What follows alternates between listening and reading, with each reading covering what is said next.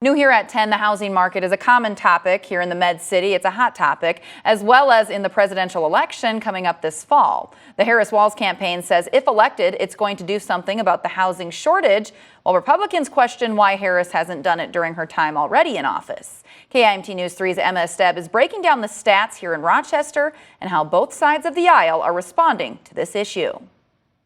According to a Rochester study done earlier this year, the market demand for sale homes through 2030 is 5,628, while current production rates would only produce 68% of the market demand over the next decade. We have a housing shortage in this country. For decades, the United States has built fewer homes than we need, and today we are at least 2 million units short. The Harris-Walz campaign shared its plan to build 3 million new homes in the next 4 years. The pair says it's also working to lower the cost of rent and with taxpayer money provide $25,000 in down payment support for first-time homeowners. The dream of owning a home or simply affording the roof over your head is increasingly out of reach for the middle class. It's not the time to take a serious issue like housing and try to make it a political football that gets spiked and trying to emotionally, charge people from an electioneering standpoint. But if it's a serious issue, which it is, then serious people should be able to talk about how to fix it.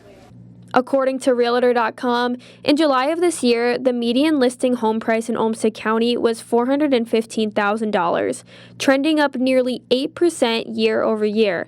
The median home sold price was $342,000. Right now, private developers are building plenty of houses that cost $600,000, $700,000, $800,000, but not that many homes for somebody first getting into their, buying their first home.